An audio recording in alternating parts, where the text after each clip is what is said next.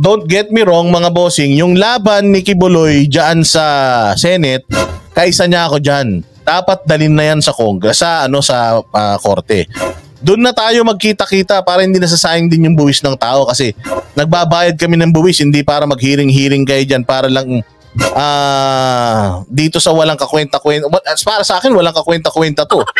Para sa trabaho ng Senado. Yung trabaho na ginagawa ng Senado, kayang gawin ng korte yan. So why not, dalhin na lang natin dun sa korte para isahan na lang. Kung guilty si Pastor, ikulong yan. Wala na siyang magagawa. Sige. So ito naman yung extraordinary rendition. Hindi na daw extradition. Tingnan natin yung eksaktong verbatim niya. Mga kababayan, mula po noong 2018, ako ay linigalig na at ang aking kongregasyon na walang dahilan ginawan kami ng kaso doon sa bansang Amerika. Sumunod kami sa batas. Kung kami may mga sinabi lang violations na hindi pa napatotohanan, yan po ay nasa kanilang federal court na. Kumuha kami ng 20 lawyer upang pag-usapan ang lahat ng kanilang akusasyon, which is about 43 counts. Lahat po yan ay mayroong 20 lawyers na nakatutok at mayroon na po kaming depensa. Naghihintay po ang aking mga lawyer sa Amerika at sa Pilipinas na simula ng trial. Mulang 2018 pinospon, ginawang 2020 pinospon, ginawang 2022 pinospon, 2021 ganun din, 2023 sana ay popospon, pinospon pa rin. Ngayon hindi na po papayag ang judge. November 5, 2024 talaga pong itutuloy na. Ngayon ako naman nandito sapagkat indicted din ako. Sealed indictment pa nga ng 3 taon, hindi ko alam ako indicted ako. So anytime pupunta ako doon, pupusasan na ako, hindi ko alam. Pero salamat naman sa Panginoon Diyos sapagkat hindi na ako pumalik doon at hindi nangyari yon. So dahil kasama ako sa kaso ng aking mga workers na mga 9 o 8 kami lahat, ako yung number 1 na principal. Okay lang. Sapagkat ako naman ang leader ng kingdom at ako talagang target nila. Sa anong paraan ginawa kami ng kasong hindi namin alam at mga kumuha sila ng witness, handa na po kaming lahat ng aming depensa, lahat ng aming documents, ng aking mga lawyers, US-based lawyers, handang-handa na po kami. Pinopospon nila palagi, pero ngayon hindi na. Ngayon, ako dito sa Pilipinas, dahil nandito na ako nung dumating yung mga kasong yan, hindi ako lumaya sa Amerika, kundi dumating ako dito, wala pang kaso. Kinasuhan ako ng naka-sealed indictment, hindi na ako nakabalik doon, pero nandito na ako sa Pilipinas. So hindi po ako tumakas.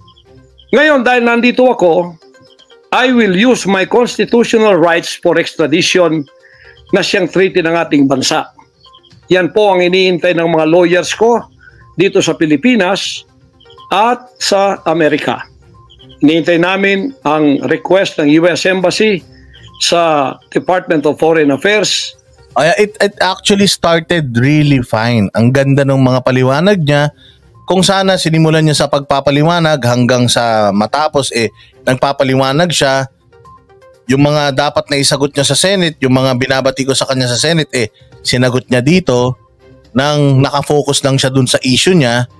Sana naging maganda. Sana naging yung simpatsya ng tao, sana hindi hati. Kaya lang kasi sinamahan ni pastor ng politika. Yun lang naman yung doon. Kumbaga sinamahan niya ng politika at the same time sinamahan niya pa ng yung kanyang claim na siya ay anak ng Diyos, or appointed son of God. So doon nagkaroon ng biglang humps Hindi po dumating sapagkat kung yan pag-uusapan i-endorse doon sa Department of Justice, wala rin doon. Hinintay namin para pag-usapan ang extradition treaty kung paano gagawin. Handa din po ako sa kasong yan kung ako'y ma-extradite pagkatapos mapag-usapan at nakadaan na kami ng Court of Appeals, Court of First Instance at Supreme Court. Kung ilang taon yon, dapat magtiis din sila. Hindi dumating yon, hinihintay ko hanggang ngayon. Wala pong request na ganon. Ngayon, eto po ang mahalagang ibabalita ko sa inyo. Mula noong 2018 hanggang ngayon, hindi na po kami mapakali sa ating sariling bansa. Nawala po ang aming kalayaan sapagkat kami dito ay sinosurveillance. Sinosurveillance ako dito sa Pilipinas ng CIA at ng FBI. Well, ano yun? Pwedeng posible yun na sinasurveillance siya kasi nga may kaso siya doon at indicted siya eh. So, wanted siya sa Amerika. So, malaki yung chance na siya ay sinasurveillance dito. Hindi lang ako sure kung bakit may involve ang CIA kasi may involve ang CIA if yung issue is threat to national security. Kasi kung threat to national security, yan, yung mga spy ng CIA will definitely go here and yan, makikiisa dyan sa pagsusurveillance. But if the FBI is here already para mag-surveillance, I don't think na mag-aaksaya ang Amerika ng pera na sandamukal para lang i-surveillance ka na ang kaso mo naman sa Amerika is hindi naman heinous. I mean, wala ka naman pinatay na isang batalyon. I mean, accused ka pa lang doon sa mga kaso na pwede mo namang labanan sa korte, di ba? Oh, hindi kasi Mikey Castillon, you have to understand na kapag nag-surveillance sa'yo, medyo kakabahan ka na kasi pwedeng may mangyari sa'yo anytime eh. Kasi nga sinusurveillance ka na eh. Kasi dapat hindi naman talaga eh. Pumatay sa Amerika, di ka naman ng hold up doon, di ka naman ng doon.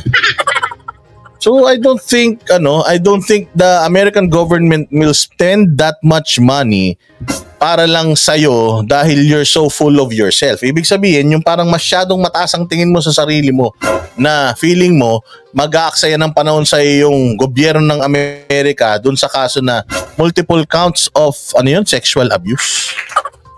Again, hindi pa yun napapatunayan eh. Mas madaming dapat i-priority dito, sabi ni Ninong Randel eh. I don't think pag-aaksaya ng FBI si Pastor Apollo Quiboloy, ayan, taga-Amerika yan. I mean, well, it's a possibility, again.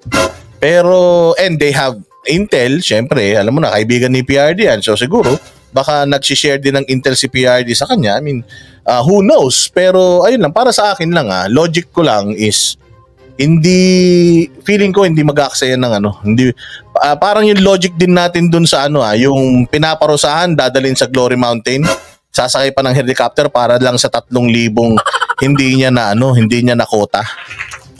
So it doesn't add up. Pero pwede pa rin, posible pa rin naman yan. Sarili kong bansa, ako po ay nagtatago sapagkat liligwakin ako ng ganun-ganun na lang. Walang extradition process na gagawin.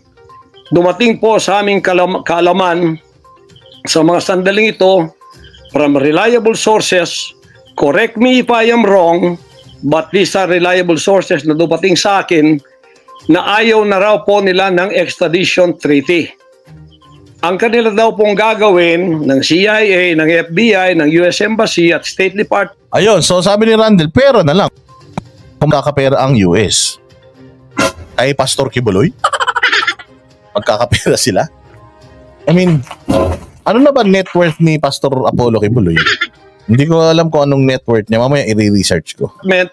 Kasabwat ng ating gobyerno, ng Pangulong Marcos at ng First Lady at kung sino pa man ang nasa gobyerno, ako ay rendition ng kanilang gagawin.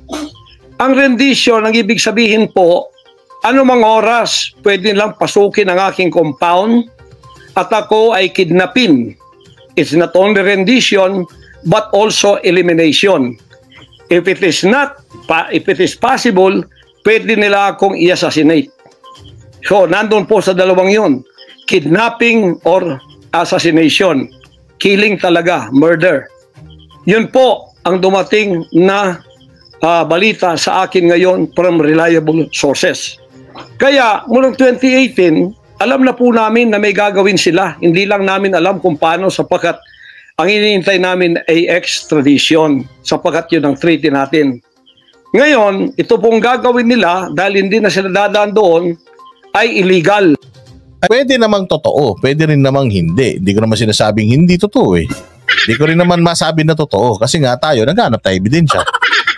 Kasi mahirap eh. Mahirap na masanay tayo na dahil lang galit tayo sa gobyerno, pag may nangyayaring hindi maganda, sa gobyerno na natin kagad sinisisi, ano mo yun? Nagiging mga haters na lang tayo at hindi na tayo nag-iisip nun. Kidnapping or elimination or assassination. Di po ba sa atang sariling bansa, ang aking constitutional rights nawala na?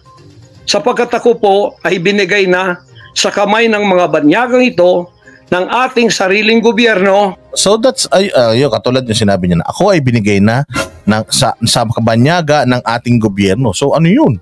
Matinding accusation yun na kailangan mo talaga ng ebidensya. Now, if you cannot, $5.28 million, ang laki pala, no?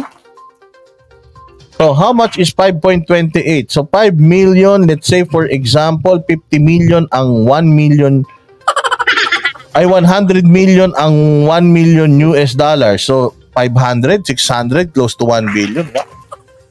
Time pera. Pero mas mataas pa din ang worth ni Pacquiao, ah. Okay. I stand corrected. Sabi ni Junbag, hindi kasi ang naisip ko when I say heinous crime, yes, i-correct natin. Ang heinous crime ang sexual exploitation of children. Children, may children ba siyang Sexual exploitation of children. Mayroon ba siyang children na in-exploit dun sa kaso niya sa Amerika?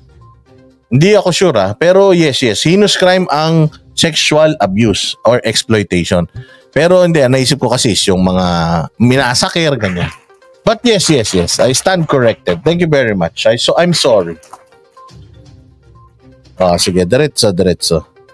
Ni Pangulong Marcos at ni First Lady Araneta Marcos. Huwag kayong magkaila kung totoo itong sinasabi ko. Angkinin nyo kung hindi. Yun. Sinabi niya na ibinigay na siya ng administrasyon ni Marcos sa Banyaga. Tapos, sabi niya, don't deny it. If what I'm saying is true, accept it. If not, correct me. Patay tayo dyan. Paktay ka diha. Palakpakan natin. But anyways, naiintindihan ko na because he's in this position, kaya siguro siya nakakapagsalita ng mga ganyang bagay. And hindi nga lang tayo 100% sold. At nagpa-poll tayo. Naniniwala ba kayo kay Pastor Apollo Q ay si Quiboloy? Ang nagsasabi ng yes ay 74% at ang nagsabi ng no ay 26%. Ayan.